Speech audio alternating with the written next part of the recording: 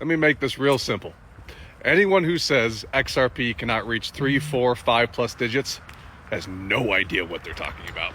Nothing I say is financial advice. I'm sharing for educational purposes only. Do your own diligence. But I'm talking about the fact that it's math, it's liquidity, and it's utility adoption. So let me break that down clearly. When an asset is used for real settlement, especially cross-border, the demand comes from institutions, not retail. That's why I'm saying I can't make this price go up. You're not going to make this price go up. It's the institutions and the demand that would make this price go up. And institutions don't buy $50 of XRP. They don't always dollar cost average. They don't flip short term. They buy in millions, tens of millions, and sometimes billions. And I know because I'm watching the whales load up. And they hold because they need liquidity daily, hourly, or even by the second. So here's how the price mechanics work in a utility-driven model. And I do want to note that I gave this same hypothetical situation to AI, and they said the same thing. And so, again, it's not about the price point. It's just about if all of these things explode at the same time, almost like a big catastrophe all at once.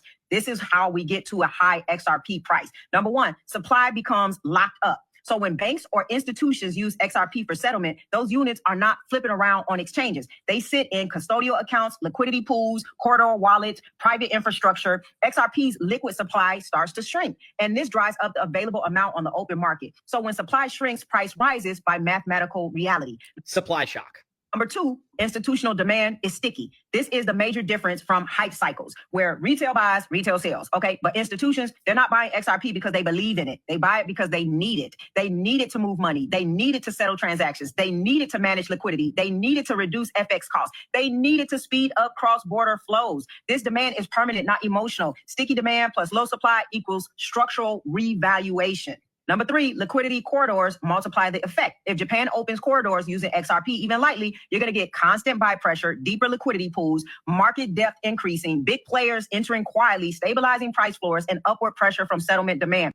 $7 range with light usage. This is how you could get to a $10 to $30 range with corridor adoption. This is how you can get to $50 to $100 with major settlement integration, and then 200 plus in extreme liquidity crisis. All right. And that's what we could be dealing with if Japan chooses XRP. It's not magic. It is liquidity mathematics. If XRP becomes part of Japan's FX plumbing or any major liquidity system, the price must rise to handle the volume. Utility forces valuation. Okay. And this is because of the needs, the usage, and the flow. Now, I want to go even deeper because when I talk about possible triple digit XRP, I'm not saying it because it sounds good or because I'm trying to make you believe it. I'm really not. I'm just saying it because when you look at the math and when you understand liquidity flows, FX value, cross-border settlement, and institutional demand, you start to see very clear, realistic price tiers.